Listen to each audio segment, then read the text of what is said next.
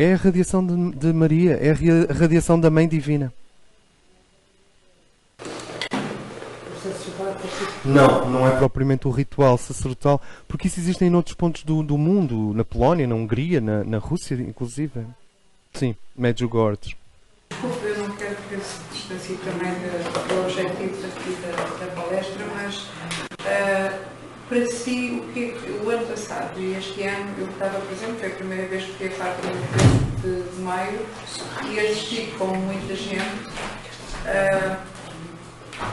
ao arco-íris à volta do sol naquele preciso momento em que se dá, o ano passado, portanto, o vídeo de João Paulo II e este ano, quando se iniciava, portanto, a procissão, se assim se pode dizer, até à catedral. Eu, por acaso, estava a dizer que achei aquilo muito curioso. É uma simples coincidência. Viu o arco-íris? Eu vi. Como é que era? É um arco-íris em torno do sol circular. Sim. Então vamos lá outra vez. Nós dissemos que o Cristo é o centro. Ali era o sol, não é? E o que é que a psique da Mãe Divina faz? Ela transforma a luz diamante em, que é branca, em 7 raios. E uma das expressões dos 7 raios é o arco-íris. Então o arco-íris em torno do sol é a Mãe Divina, é a Sofia a dizer: aqui estou.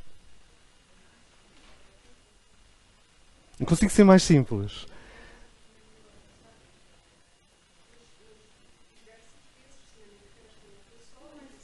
Sim, no Val de Erx também já se manifestou, inclusive 2 arco-íris, assim em círculo, com o Sol no centro e 2 a formarem uma Vesica Piscis.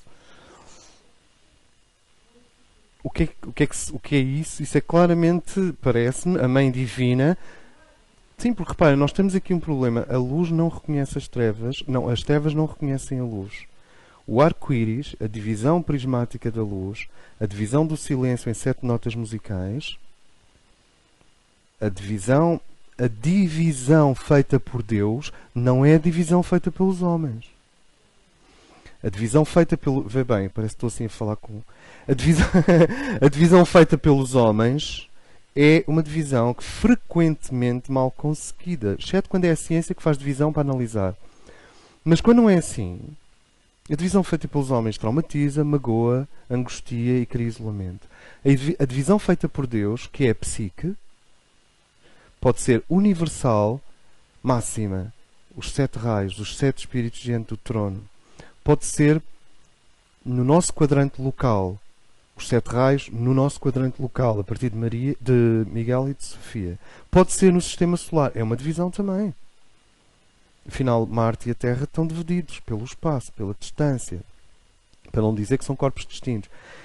E é a divisão dentro de nós em várias áreas da psique.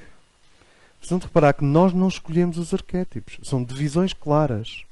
Aliás, considera-se um bocado aberrante misturar arquétipos. Tu podes combiná-los, mas não misturá-los.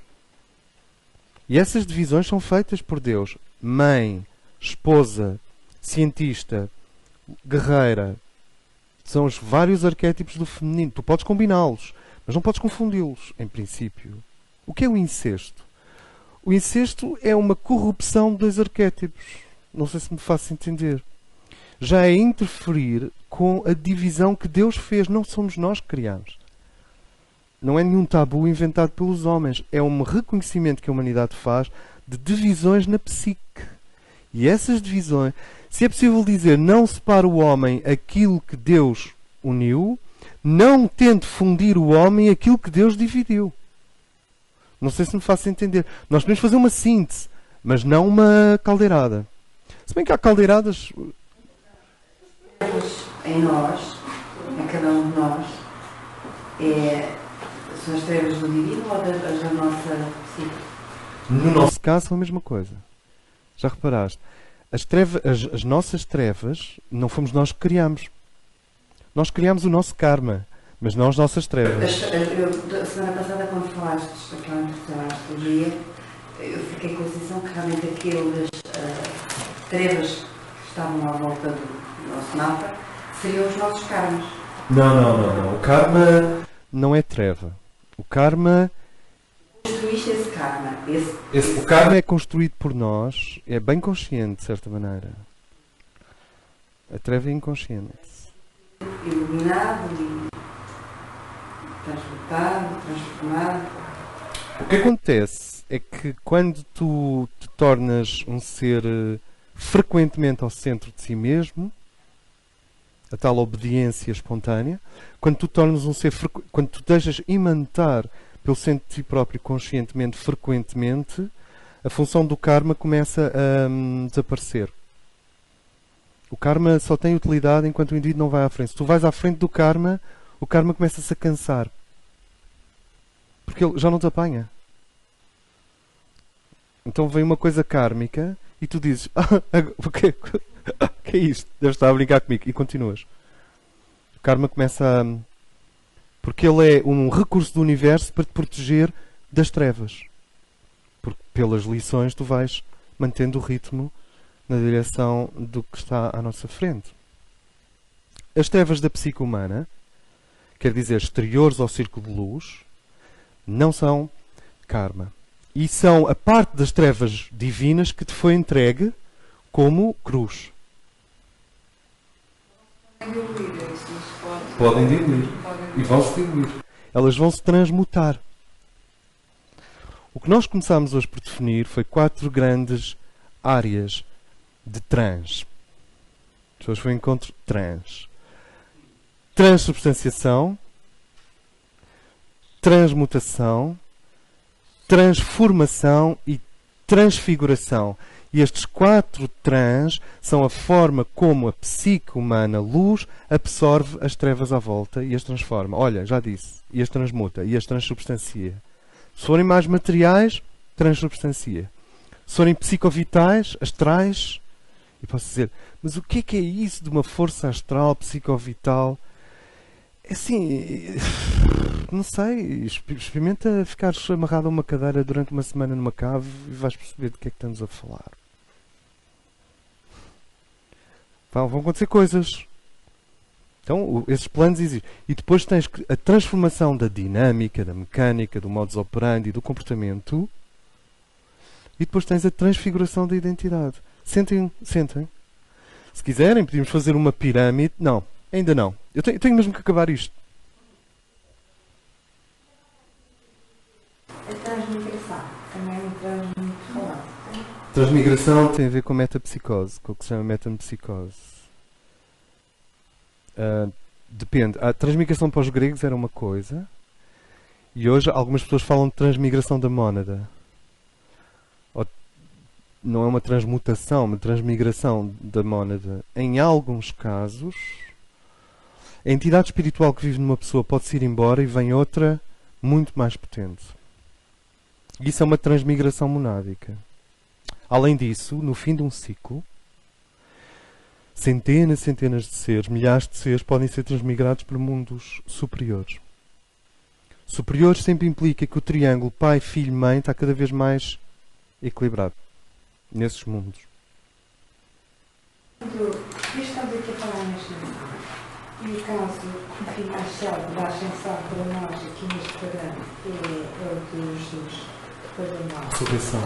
E esta ascensão é uma ascensão já de uma qualidade muito total, não é parcial, porque há ascensões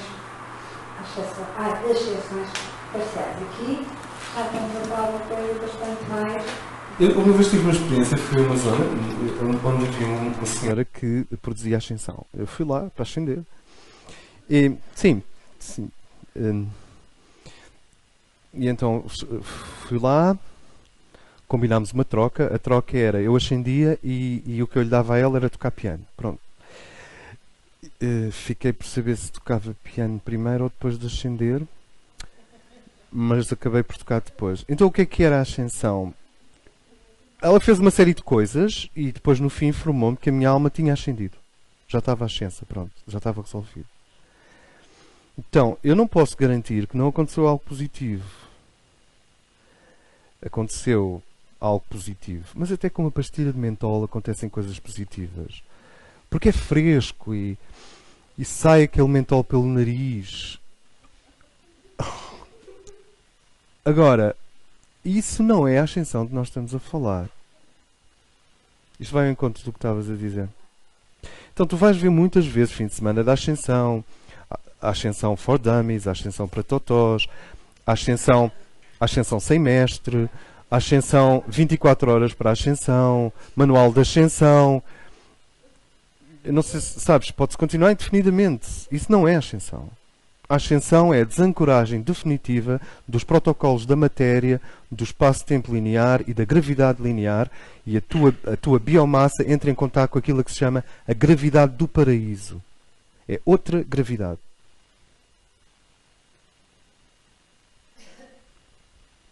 É gravidade.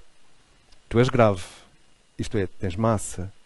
Só que é uma supermassa que já pode usar a gravidade linear para se deslocar.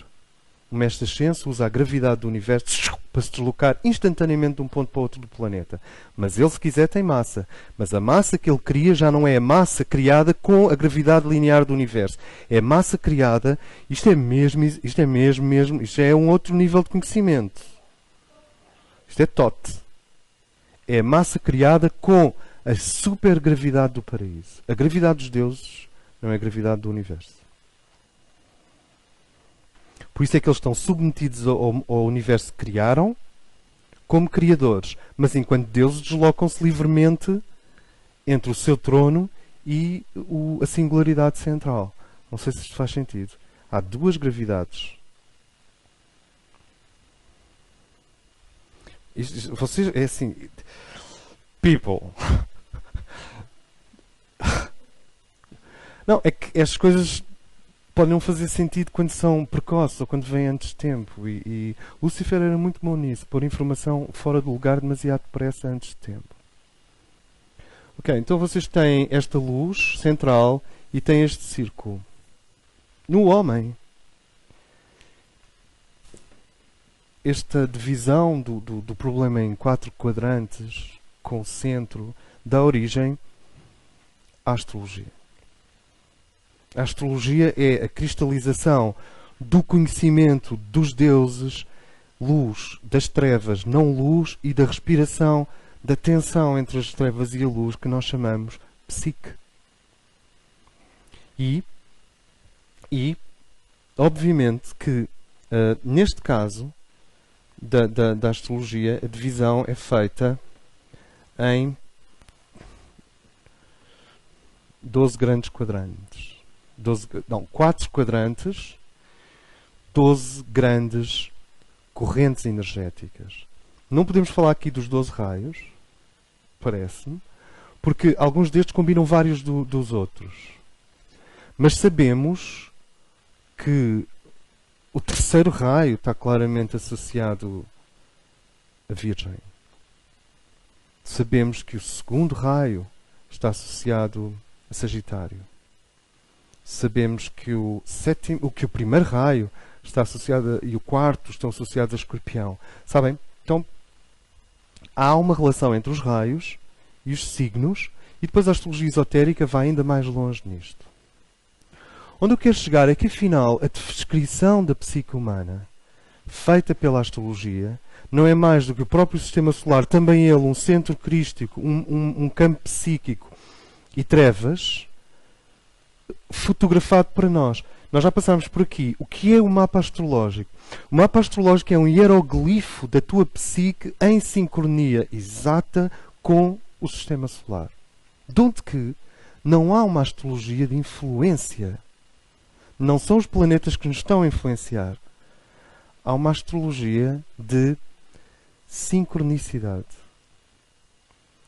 É a coincidência de ritmos que permite a precisão astrológica. Não é a influência dos astros. Até porque Júpiter neste momento está a influenciar em 4 amperes. Fisicamente.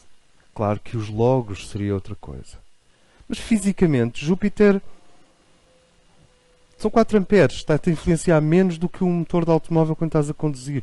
Portanto, não é a influência dos planetas, é a sincronicidade. A coincidência. É a semelhança de ritmos entre o sistema solar e a nossa psique, para cada um de nós, que permite a precisão astrológica. E no homem, mais uma vez, tu tens as trevas exteriores e esta célula que é a nossa psique.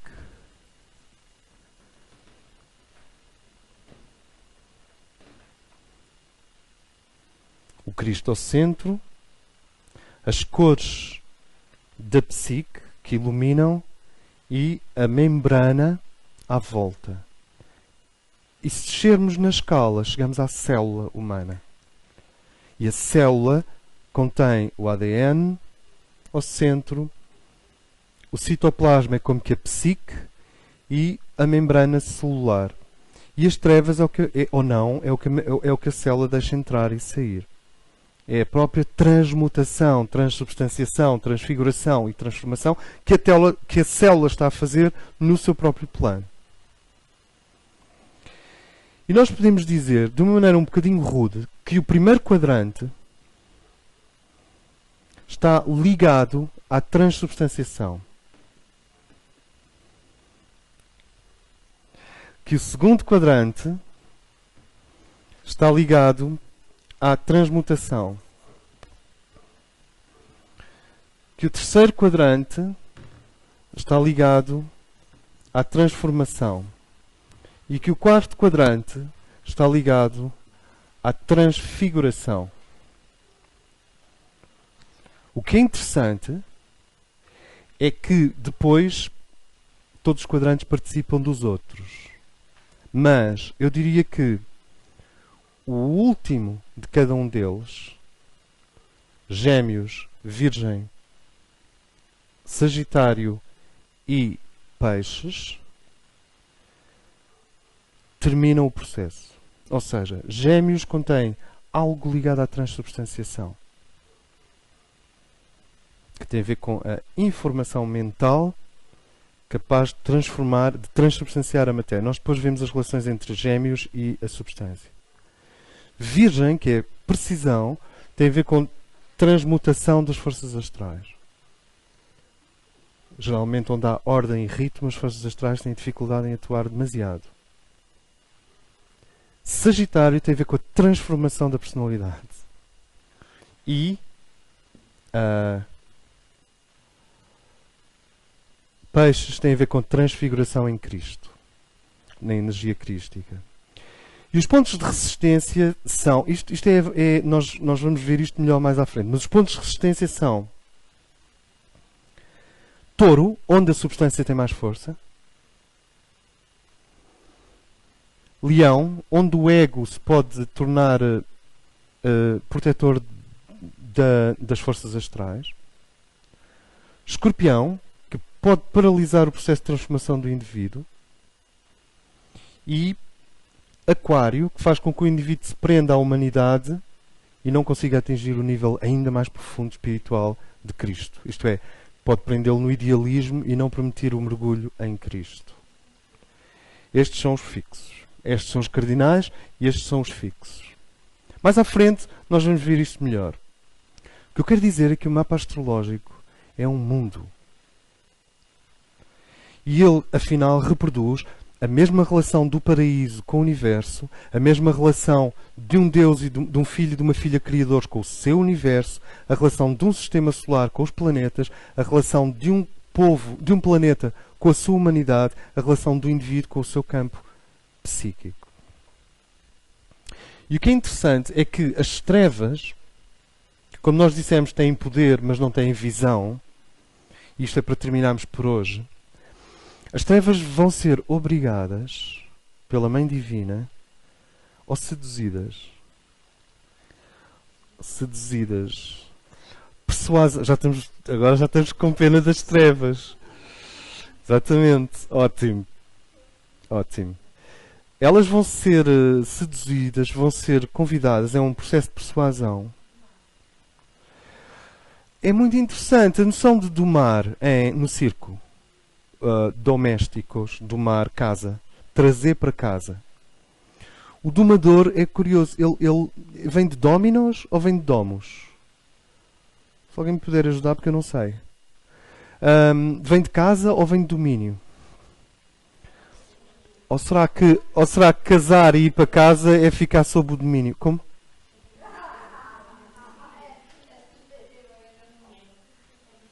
Domínio.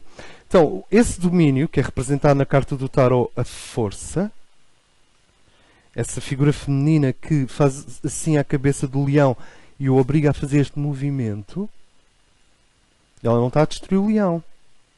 Não está a castrá-lo, não está a prendê-lo, não está a anulá-lo, não está a destruí-lo. Ela está a dominá-lo. E aqui nós vemos então a origem psíquica, isto é, no real, das iconografias das deusas triunfantes. Há dois tipos de deusas triunfantes. Há uma que não assenta em nada de especial. O que é especial nela é o facho que ela levanta. São as Éstias. Estátua de Liberdade.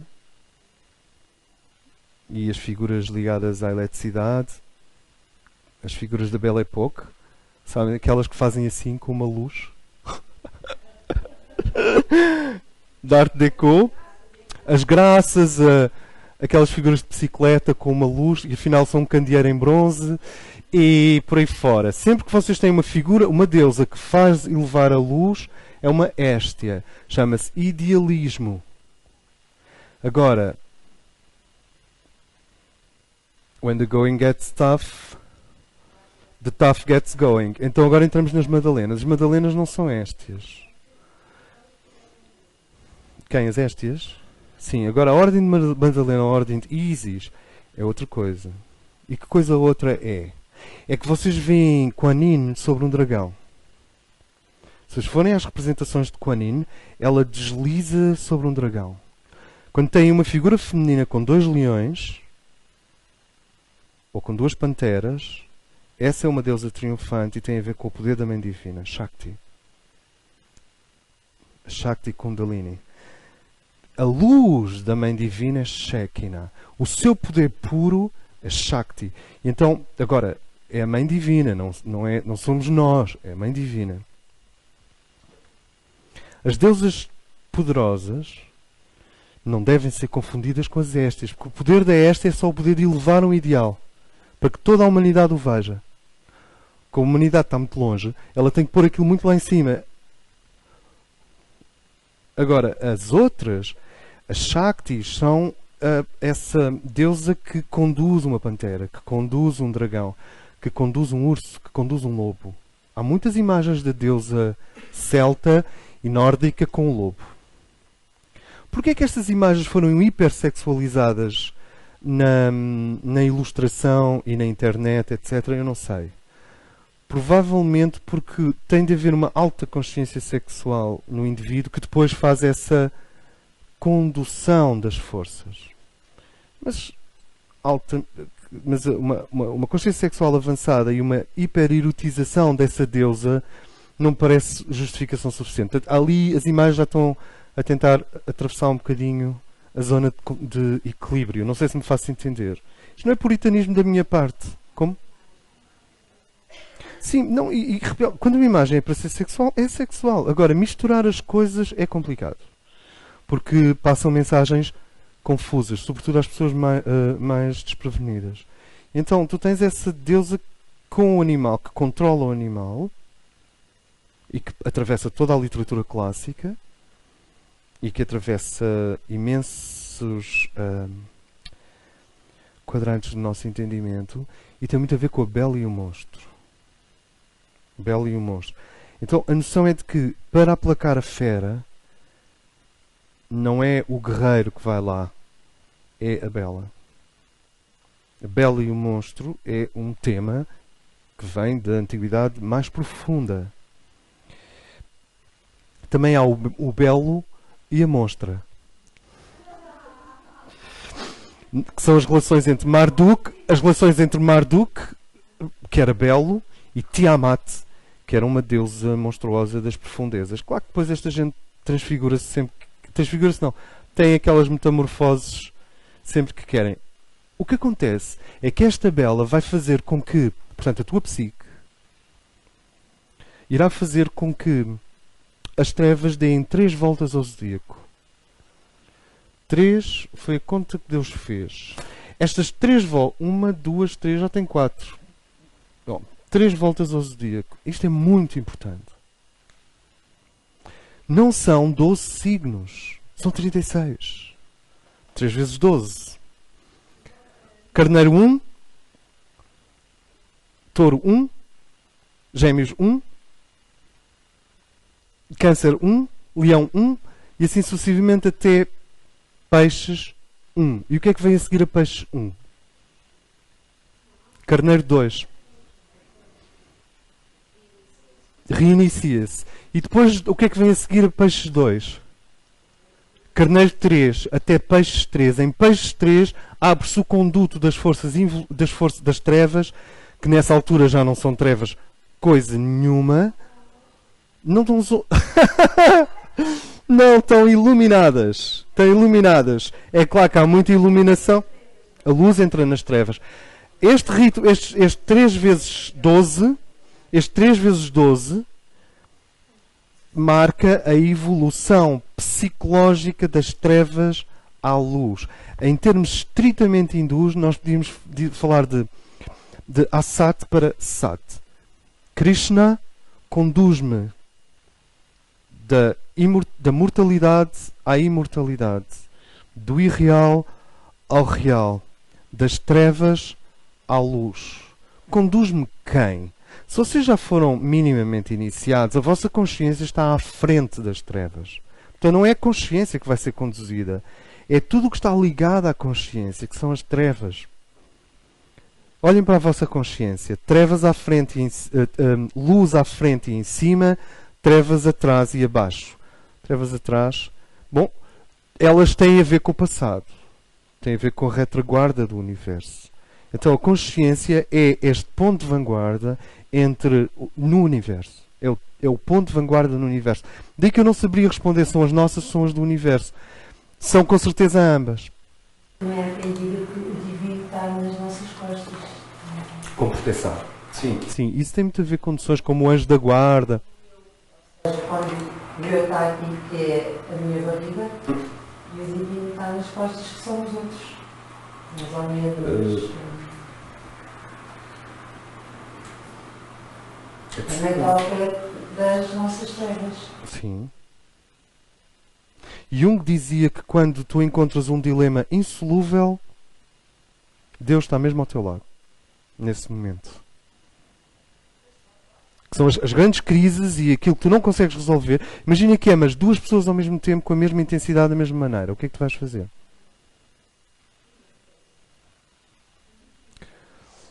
Como? Não ficas com nenhuma. Essa foi bem Héstia. Mas há outras versões, como vocês imaginam. Também podes ficar com as 2 pessoas. E depois há uma pessoa que vive entre 2 países. Tem filhos num país, tem filhos. Eu conheço uma pessoa assim, que vive separada entre Portugal e o Brasil. É uma separação crítica. Mas podíamos continuar. E claro que há divisões que têm solução. Mas aquelas que parecem não ter solução, Deus está mesmo ao teu lado, nesse momento. Faz sentido. Talvez isso tenha a ver com o que estava a dizer. De que Deus está próximo das trevas também. Eu espero que sim. Afinal foi Ele que as criou, não é? Antes de apagar, eu queria só fazer uma pergunta. Essas 3 voltas, Eu vou representá-las de outra maneira. posso só fazer uma pergunta? Pode, por favor. Isso tem algo a ver com os trânsitos, não é? Com os ciclos de Saturno, isso tudo, não é? Tudo a ver com os ciclos de Saturno. É isso, é, são Claro. os ciclos. É isso mesmo. Os planetas que nós temos no primeiro decanato estão provavelmente associados ao primeiro círculo das forças em torno da luz. Os planetas que temos no segundo decanato, qualquer signo, estão associados à segunda volta das forças em torno da luz. E os planetas que temos no terceiro decanato estão associados já à fase final, em que essas forças, que são representadas por esses planetas, estão a ser preparadas para uma iluminação. Claro, quando nós nascemos, temos planetas geralmente em todos os decanatos. O que é um decanato é a divisão de um signo em 3. Agora, o que é importante aqui, e à medida que estudamos astrologia, isto vai ficando menos abstrato, vai ficando definido até para o dia a dia. o que é importante aqui é a noção de que o conjunto é altamente dinâmico. Nascemos com um mapa, mas estamos a transformá-lo. Quando uma pessoa tem 40 e tal anos, ela já tem muito pouco a ver com o mapa. Tem muito pouco no sentido psicológico, já se desenvolve. A matriz está lá, ela reconhece quem é, mas foi-se transformando pelos trânsitos e pelas progressões noutra coisa. Esse é o sentido. Então tu tens só um segundo, tens o eixo crístico universal, depois tens um zodíaco, outro zodíaco a caminho do Cristo. E aqui voltamos à árvore natal. E então o que é que acontece? As forças psíquicas luminosas, que são as forças psíquicas que são-te dadas à partida pelo universo. O universo deu-te trevas. Eu não me lembro de as ter criado. Ele disse, olha, está aqui. O que é isto? Um gato morto. Que horror. Que nojo. Pronto, mas olha, deixa-me ver melhor. O universo deu. Pois, não há como. Falem com enfermeiras. Falem com soldados. Porque eles lidam diretamente com o extremo. A morte, o sofrimento, a violência. Falem com a polícia. Falem com o Hitchcock. Falem com Agatha Christie. Falem com os investigadores, os cientistas, as pessoas da física nuclear, os forenses. Portanto, são trevas que estão ligadas ao criminal. Já envolve, se for muito consciente e voluntário, é o chamado homicídio em primeiro grau. É o mal. Isso é o mal. Por isso é que a justiça distingue homicídio em primeiro grau, segundo grau, terceiro grau. Porque em primeiro grau não foi naquele momento espontaneamente por uma paixão, por uma espécie de abaixamento da consciência. Foi programado, foi pensado, foi refletido. Percebem o que eu quero dizer? Aí entra o mal. Aí já não são as trevas. Sentem? Agora, as trevas estão em toda a parte. Elas estão no nosso corpo, quando uma parte do corpo não quer funcionar. Elas estão na péssima divisão da riqueza no mundo. Elas estão nas classes, na excessiva diferença de classes sociais. Elas estão na dificuldade de diálogo norte-sul, falando em termos políticos e económicos. Elas estão na sensação de teres que fechar a porta quando sais de casa. Porquê é que nós fechamos a porta quando saímos de casa? Trevas. Não, nem sempre foi assim. Eu vivi, por exemplo, na zona central do país e deixava a casa aberta sempre, e o carro aberto, tudo aberto. E podíamos continuar indefinidamente. Agora, o que acontece é que a luz da Mãe Divina em nós, ela vai fazer este movimento. Primeiro leva as forças a dar uma volta completa, depois leva as forças a dar uma segunda volta completa e as forças a dar uma terceira volta completa até que elas possam ser integradas no Cristo interno. No nosso Cristo no coração. Agora, para terminarmos, mesmo, isto é assim...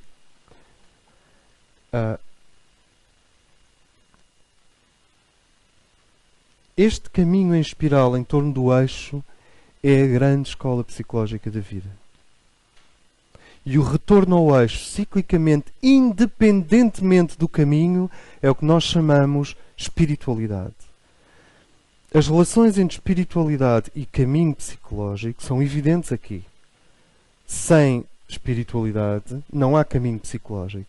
Porquê? Porque isto tudo se desconjunta. E o espiral iria começar a fazer assim. Ok? Vem a diferença, é o eixo que mantém o ritmo da evolução do nosso ser. Então, olha bem. As forças instintivas, físicas e etéricas precisam de receber aquilo que em inglês se chama management. Precisam de ser coordenadas. Coordenar uma força instintiva não é dar-lhe um tiro. Não é aniquilá-la. Não é reprimi-la. É management. Tu precisas de saber gerir as tuas forças instintivas. Digamos que o ponto de observação é sábado à noite ou domingo à noite. Domingo à noite, tu olhas para toda a semana e tentas ver onde é que as forças instintivas te impediram de atingir os teus objetivos e onde é que a coordenação dessas forças instintivas te ajudou a atingir os teus objetivos.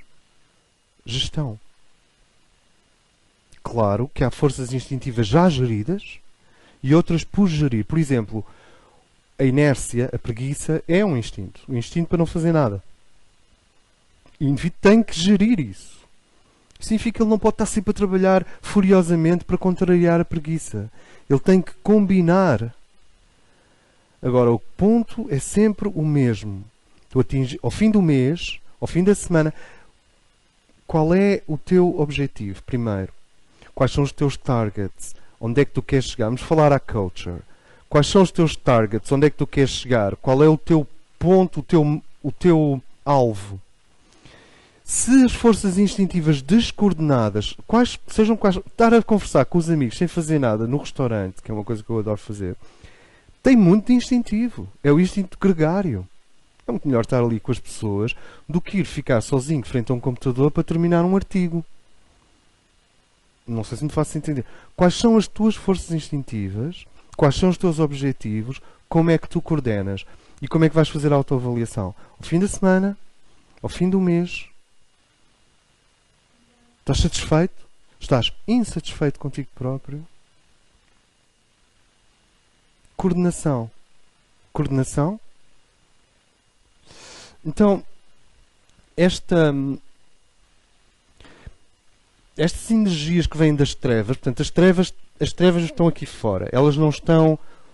Afinal, a árvore de Natal ilumina as trevas. E elas estão aqui fora. Elas não podem aceder diretamente ao eixo, como nós dissemos.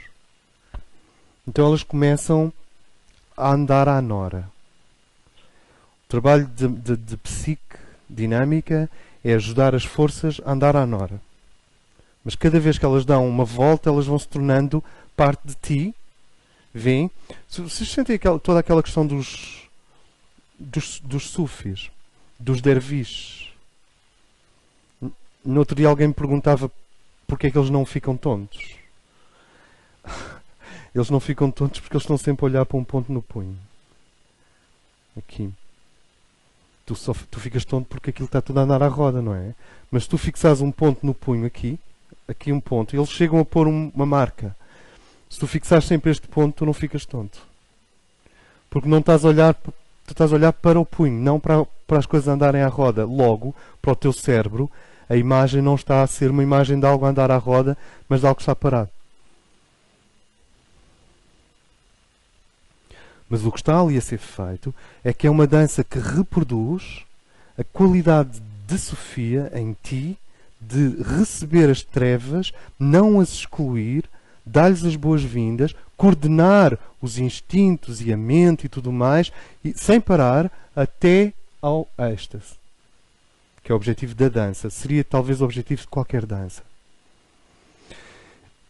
De onde que aqui no primeiro nível zodiacal, ainda não começámos a dar astrologia, temos só a dar uma introdução à psicologia sagrada. Só que a introdução à psicologia sagrada também é a introdução um pouco à astrologia.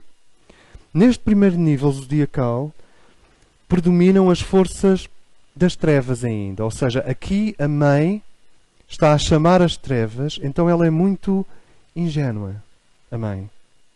Que é aquele ingênuo que não engana ninguém. Este é o nível Branca de Neve. Eu nunca percebi bem a Branca de Neve. Como é que uma miúda daquelas se foi meter naquela confusão toda? É anões, é bruxa, é caçador com punhal. Aquilo era kármico. Ela já tinha sido um caçador com punhal. E o contrário dela, a rainha má. O que é que se passou? E os viados? E o príncipe no fim? É muita coisa. E depois ainda há uma coisa estranha. Quando ela se levanta do túmulo, não está muito diferente no princípio. Ela, no princípio, tem umas mãos que parecem umas pombinhas.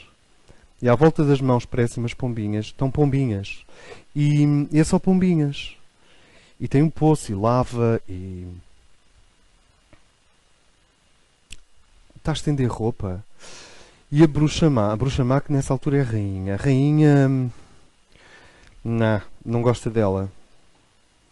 Portanto, cada uma está mesmo a fazer o seu papel, não é? A rainha faz o papel de ser má e de não gostar.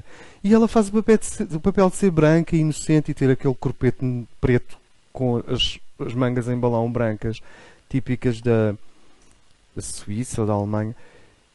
E depois dá-se a história toda. E no fim, quando ela sai daquele sarcófago de vidro, depois do beijo do rei, ela continua a ser a mesma branca, tontinha. E depois vão a cavalo. Não adiantou de muito. Já repararam? São dois aspectos do mesmo ser. Claro.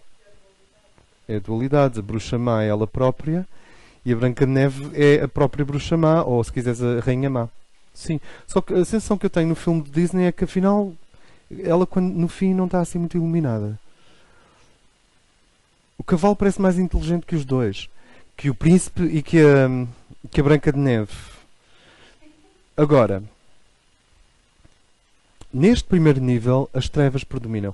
Então, quase se pode dizer, se fôssemos ver isto de cima, temos o príncipe encantado, temos o Cristo, depois tens o primeiro nível zodiacal, o segundo nível zodiacal, o terceiro nível zodiacal. No primeiro nível, as trevas predominam. Têm mesmo que predominar, senão não entram. Por isso é que se diz o nível primitivo de um signo. Primeiro decanato. Senão elas não entram. Ficam fora. Mais largo tem a ver com os primeiros decanatos de todos os signos. Nós ainda não começámos a pôr signos nisto. Estou só a dar uma base. Assim, se pode dizer que o grau 1 de todos os signos representa as trevas desse signo. É a entrada das trevas. Então existe uma luz de carneiro e umas trevas de carneiro. Existe uma luz de câncer e umas trevas de câncer. Existe uma luz de aquário e umas trevas de aquário. Existe luz de leão e trevas de leão. É aquilo que normalmente se distingue como as qualidades e os defeitos de um signo astrológico. Ou evoluído ou não evoluído. Uma pessoa pode dizer é um Capricórnio básico. Ou pode dizer é um Capricórnio muito evoluído. Claro que o problema não está em Capricórnio, mas no grau de mediação entre a luz psíquica daquele ser e as trevas que vêm de fora. Isto começa a faz sentido? Vocês estão a ver que nós somos células de luz crística e sófica num universo às escuras? Somos a lâmpada? Somos um barquinho de luz, como os indianos põem no rio, a descer o rio? Diz, desculpa. Vamos começar já a apresentar pessoas que são do último decanato de um signo, portanto já começam ainda. Tem uma vantagemzinha, não? O Sol delas é no último decanato. O que é no último decanato? Todos os planetas? O Sol. Sim, mas depois tem Marte. Vênus, Lua. Imagina que a pessoa tem o Sol no último decanato de um signo e tem a Lua no primeiro decanato de outro. Voltamos ao início. Aparentemente. Agora, este primeiro círculo é o ciclo primitivo. É fundamentalmente as trevas a dizerem à luz: dá-nos a tua luz, mas nós não vamos entrar no círculo luminoso. Elas querem a luz para se alimentar, mas não querem transformar-se. Não sei se me faço entender. Então vocês têm muitas pessoas que vêm a estudos espirituais, a conferências, a seminários, vão a grupos espirituais, porque a sua vida é tão descongestionada, é tão desconjuntada do ponto de vista do eixo e das forças centrífugas e centrífugas, que elas correm sérios riscos de ficar psicóticas se não forem constantemente a grupos espirituais. Porque vão assimilar uma energia destruturante que lhes permite continuar naquele processo anárquico. Então essas pessoas são vampiros, num certo sentido, porque vão sempre buscar... Claro que um grupo espiritual autêntico não esgota a sua energia. Aquela coisa das pessoas dizerem: eu não me dou nada bem com a Manuela por causa da Carla, sobretudo na presença da Sónia, porque a Rita irrita-me. Sabes? Aquela coisa. Isso indica que o indivíduo não tem energia. Porque se ele tiver energia, se ele tiver... Não importa se os outros tiram, porque tu tens sempre mais. É indefinido o processo. Agora, neste primeiro ciclo, vocês têm um nível instintivo das forças e elas querem entrar, mas não querem se transformar. No segundo nível, a mente consciente e o consciente começam a predominar. Aqui já está a acontecer transformação, transfiguração, transubstanciação, transubstanciação, transmutação. No segundo nível. No terceiro nível está a acontecer a iluminação definitiva da treva pela luz. As trevas foram assimiladas. Este terceiro nível é muito potente. Porque a pessoa tem todo o poder da experiência da treva mais a luz. Quer dizer, o indivíduo que tem um Marte no terceiro nível tem uma agressividade de alta qualidade. Uma agressividade que passa a chamar-se assertividade. Uma agressividade não competitiva, não problemática, que só vem ao de cima quando há necessidade de remover um obstáculo. É um rei. É um guerreiro rei. Não sei se me faço entender. Sim, se Marte estiver no primeiro nível, é mais provável esperarmos do indivíduo. Se bem que há exceções. Por exemplo, se Marte tiver trígono a Saturno, apesar de estar no primeiro nível, ali há uma compensação. Depois nós vimos isso, claro. O que eu quero dizer com isto é que as nossas funções psíquicas podem estar num estado inicial, num estado intermédio, e é aqui que entra transubstanciação, transfiguração, transmutação e transformação, ou num estado iniciado, isto é, já funcionando na luz. Sentem o que quer dizer?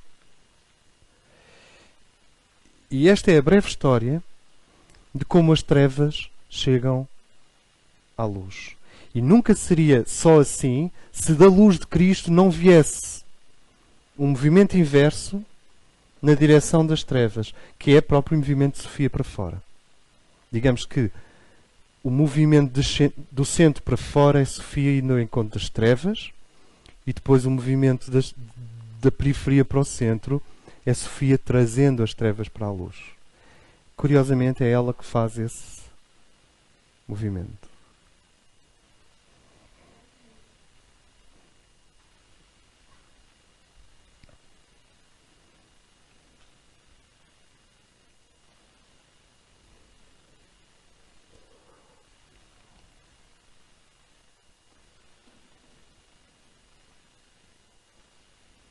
Ok.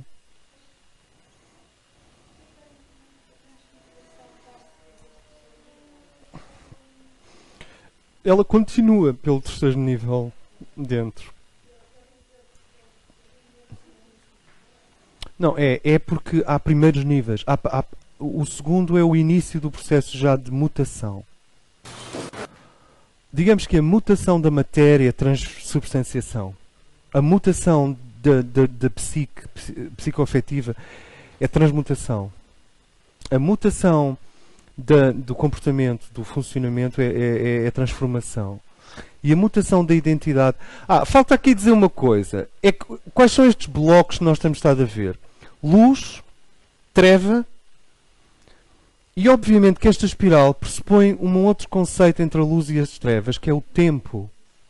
O tempo. O tempo é o que, por um lado, separa a luz e as trevas e, por outro lado, permite a sua integração. E, finalmente, há um outro elemento, nós não falámos ainda claramente, que é a identidade, o eu. O eu não é trevas. Não é a luz. Não é a luz que te é dada a priori. Nem é as trevas que te são dadas a priori. O eu não é luz. O eu não é trevas. O eu não é o tempo. O eu é muito difícil de definir. Não é o Cristo. Sabes quem é o eu? És tu. Em cada uma destas 36 estações há uma pérola, há uma gota de ouro. Vamos dizer isto a Sagitário. Em cada uma destas 36 estações há uma gota de ouro. E tu tens que recolher a pérola ou a gota de ouro em cada uma destas estações. E há um cálice. O eu, que é representado no mapa pelo Sol, mas o Sol, como eu acho que nós já dissemos, é o único signo, é o único indicador gráfico, é o único signo cujo grafismo é o único que representa afinal todo o problema. É o único que é um círculo e um ponto. Só que quando nós nascemos, A nossa personalidade e o nosso ego estão destruturados, não têm estrutura. Uma pessoa com um ego destruturado é um egoísta. As pessoas costumam dizer que um egoísta é um indivíduo que tem um ego forte. Se ele tem um ego forte, porque é que ele é egoísta? Come on! Só um indivíduo com ego frágil é que produz atos egoístas. É isso que eu queria dizer no outro dia, quando disse que o indivíduo que bate numa mulher é um indivíduo que sofre. Porque assim, o ato de bater numa mulher é claramente um ato de fraqueza e de medo. É uma forma de impotência. Se calhar era preciso mais urologistas espalhados pela província. Mas, ou seja, esta questão do eu é sempre atracejado. Porquê? Porque o círculo à volta representa a força do ego. As suas defesas, a sua linguagem, a sua estrutura, a sua acumulação de experiência. E o que é que o ego defende e protege? O self. E o self é o teu eu. Que no início, se me permitem, é um ponto crístico. És tu, mas frágil. A este self são dadas coisas. É dada uma grande massa de luz. Axial, Cristo. Transmutador, horizontal, e iluminador, e já agora dançante, Sofia. Ao self é dado Cristo e é dado Sofia, e é dado as trevas. Já repararam? Olha bem. Isto são os tais building blocks a que eu queria chegar desde o início. Ao self é dado Cristo, é dado Sofia e são dadas as trevas. Mas não é dado mais nada. E ele é frágil. O self no início é frágil. Não sei se é no início de uma vida ou no início das encarnações. Vocês decidam. Mas ele é frágil. Ele pode se defender com a luz de Cristo. Mas quanto menos self ele tiver, mais tem que usar a luz de Cristo, uma perspectiva religiosa, rígida, para manter as trevas longe, porque ele não tem ainda segurança. E o que o self precisa é primeiro de construir uma proteção à volta, suficientemente forte, que é o ego, que permita depois, nota bem, depois que o self começa a crescer dentro dessa proteção, e à medida que o self cresce dentro dessa proteção, há um momento em que o self, a luz do self, irradia para fora da própria proteção. E é isso que nós chamamos um ser iluminado. Primeiro o ego protegendo o self, depois o self vai crescendo lá dentro, ganhando força, ganhando experiência, mas o ego continua lá. Até que um dia o self, a luz do self faz assim através do ego. O ego fica lá se for absolutamente necessário. Transcende o ego. Se experimentem bater violentamente num ser iluminado para ver o que é que acontece. Já experimentaram? Pá, não fazem nada. Não experimentam. Ninguém faz nada. Pois também é verdade. Existem certos seres que são iluminados num grau, obviamente. A Terra é o que é. Se vocês tentarem fazer qualquer coisa, vão parar à parede do lado de lá. Não? Sobretudo quando são aqueles velhinhos do Kung Fu. E nós vamos dizer que o Kung Fu é o quê? É Cristo? Não, é uma forma de expressão de um domínio sobre as forças universais. Vamos pôr o Kung Fu para que lado? Para o ego, para o Cristo, para a Sofia? Onde é que pomos as artes marciais? E há seres iluminados cujo campo vibratório é tão potente que tu nem sequer consegues aproximar. Ou melhor, tu vais-te aproximar, mas assim que chegas lá já não tens nada para dizer. Acabou. Chegas lá, não... Como?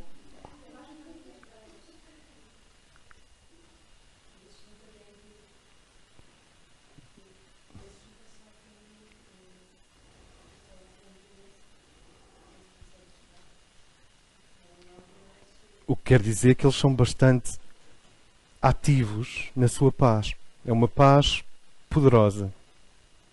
De onde que este self vai... Nós vamos estudar isto quando entrarmos no Sol a sério, mas este self tem que se ir desenvolvendo até transcender, sim, até assimilar, até conter o ego. Então, olha bem, no início do processo psicológico, o ego está desestruturado, tem passagens que é para onde entram as forças negativas, as trevas, tem passagens e o self é frágil. Então a pessoa, não tem ego suficiente para se defender, não tem self suficiente para se afirmar, pronto.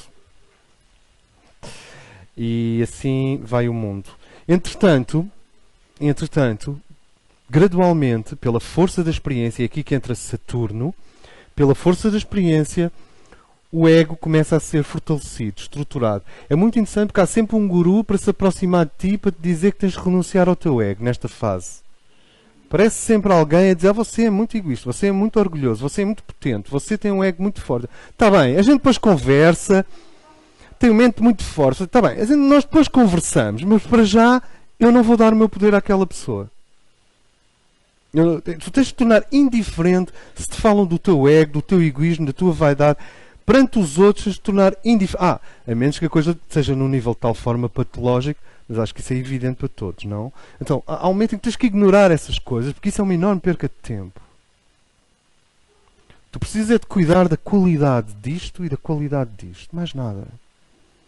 E a partir do momento em que o ego vai sendo estruturado pela experiência, e o que é um ego estruturado pela experiência? Vocês já viram a quantidade de coisas que não vos passa pela cabeça fazer? É melhor não enunciar. Essas coisas que não vos passa pela cabeça fazer são coisas que vocês já fizeram no passado e que foram integradas, estruturadas e transcendidas. Chama-se isso maturidade. E a solidez do ego tem essa qualidade de simplesmente afastar aquilo que não tem a ver contigo. Se nós dizemos, não, isso é a luz do meu ser interno. É a luz do teu ser interno mais a estrutura do ego. É as duas coisas. Porque tu podes ter a luz e não tens a estrutura. Quantas pessoas eu conheço que têm uma luz lindíssima e não têm estrutura nenhuma? Aquilo, se tu largas a pessoa, ela, com aquela luz maravilhosa, afunda-se na luz maravilhosa e nas trevas, tudo ao mesmo tempo, tudo confuso. Não sei se me faço entender. Estrutura. Então, tu estruturas o ego, crias a sua força, e quando o ego está bem estruturado, o self começa-se a expandir. Até às vezes expande mesmo sem o ego estar estruturado. Que é quando as pessoas dizem que aquela pessoa é linda, aquela pessoa é linda, aquela pessoa é linda. E de repente tem um telefonema da pessoa linda à meia da noite porque ela está completamente em pânico. Nunca vos aconteceu. E são as pessoas lindas cujo ego não está estruturado. Mas o self está lá, brilhante. E nós dizemos, esta pessoa é boa demais para este mundo. Preocupa-me que esta pessoa ande sozinha no mundo. Ela é tão pura, tão linda, tem um coração tão... Como é que um ser deste sofre tanto? Porque isto é mais do que aquilo. Ela precisa de estruturar isto aqui.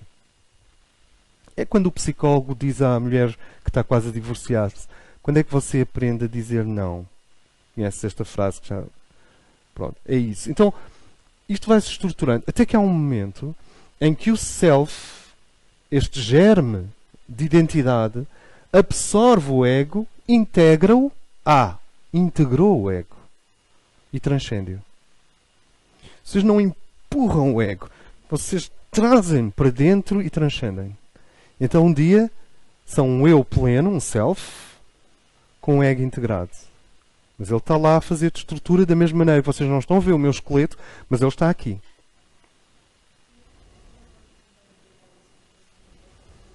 Ter mais ego, e pronto, e por outro lado o self cada vez mais pequenino. Uma coisa é estruturar o ego, outra coisa é fazer do ego o centro do processo. Tu estruturas o ego, mas o centro do processo é o self. E o self está sempre em amor para com o outro. Porque com o outro self que também está a construir a sua estrutura. O self é amor. Se está no centro, é amor. Então é impossível ter como centro o self e ao mesmo tempo fortalecer o ego negativamente. Por isso é que eu estou a evitar o termo fortalecer e estou a utilizar o termo estruturar. Estruturar o ego não é o mesmo que engrossá-lo. Ok, e isto dá-nos a noção de quando nós nascemos, a identidade está em formação. Ainda hoje, connosco, aqui agora, está em formação. Há zonas onde nós somos claramente eu. E há zonas onde nos sentimos ou o nosso pai, ou o nosso avô, ou a nossa mãe, ou uma criança, ou disfuncionais, ou com medo, ou insuficientes, ou a tremer. E são zonas em que o eu ainda não chegou lá. Portanto, o desenvolvimento da identidade é descontínuo. Há zonas onde a identidade está pronta quase desde que nascemos. E há áreas onde a identidade está em tentativa e erro. Então, quais são os blocos fundamentais? A luz, as trevas. A luz brilha nas trevas. Para se comunicar, cria a psique, que é o território da mãe ou da filha divina. A mãe, no primeiro nível, chama as trevas a si. No segundo nível, combina as trevas com a luz. No terceiro nível, traz as trevas, que já não são trevas, são deuses, são forças iluminadas, para o centro. No meio disto tudo, permanece a autorrevelação de Deus ao longo do sistema. Mas há uma coisa que não desaparece nunca e que nasce. É o eu. E o eu nasce pelo próprio processo psicológico entre Cristo, Sofia e as trevas. E isso significa a mais alta autoridade perante Deus em ti. É que o teu eu é tão definido e real, portanto, o contrário de ser um desenho animado e irreal, o teu eu é tão definido e real quantas pérolas tu foste colhendo ao longo do caminho. Então, o que é a identidade?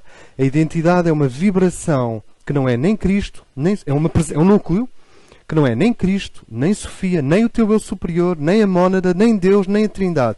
És tu no aqui e agora, plenamente tangível para ti próprio. E a identidade é algo que se constrói, é um trabalho, vem ao de cima gradualmente. Eu não digo que não haja um reflexo da eternidade, na eternidade dessa identidade.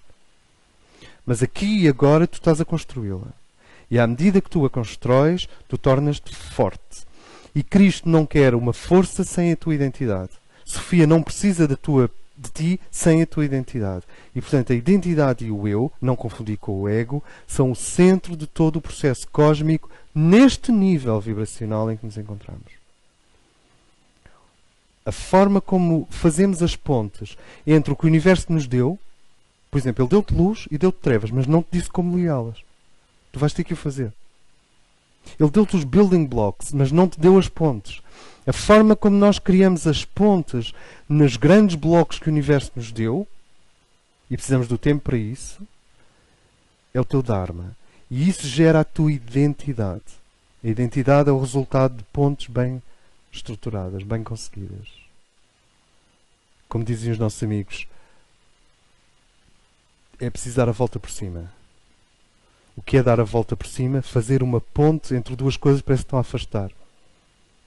Quando tu fazes a ponte, há ali o ponto central da ponte, que é a pedra angular da ponte, esse é o ouro que gera a identidade. Sentes? Perdoar é fazer uma ponte entre dois polos.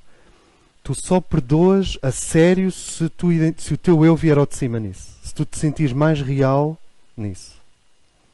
Se tu perdoares como uma espécie de não quer saber mais disto, não, o teu eu não está ali presente. Não há, o perdão até pode funcionar no nível, mas não funcionou no nível da individuação. É preferível uma obra de arte má, tua, do que uma obra de arte boa, que é uma cópia. Porque na obra de arte má tem a qualidade de ser tua. E, portanto, o ouro está a vir ao de cima. Se for uma cópia, é uma cópia. Não tem o ouro. Não há ouro. Não há ouro.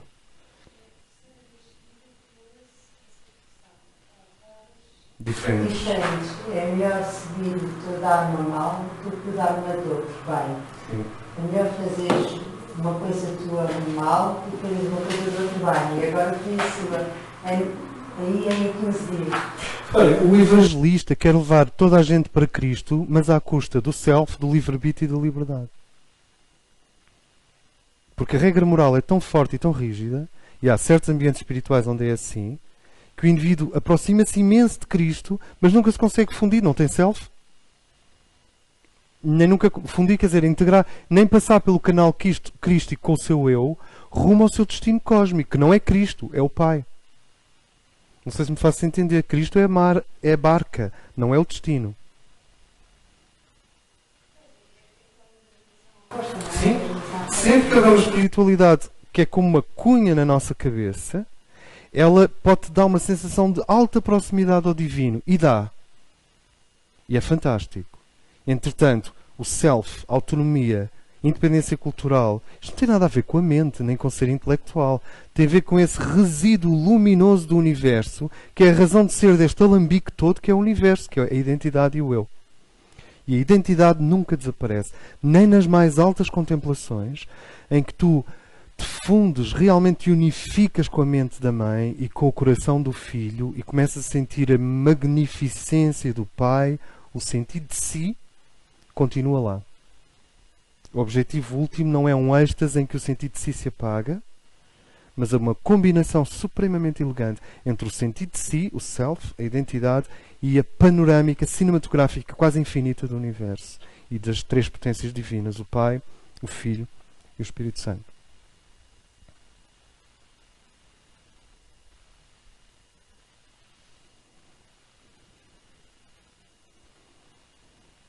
Então isto está a ser dito em defesa do eu, em defesa da autonomia, em defesa da liberdade. E para que nós possamos ter este chão limpo para percebermos estes grandes blocos. Luz, trevas, o processo em espiral, a psique. O que é a psique, afinal? Para que é que serve? Ela está aonde? E compreender que o eu é a quinta essência deste processo todo. Sentem o que quer dizer? O eu é que é o vinho. O vinho não é a obediência a Deus. O vinho não é a subserviência a Deus. O vinho não é uma devoção infantil ao divino. O vinho não é uma ligação. O vinho é o eu. Sem eu, nenhuma virtude tem sentido.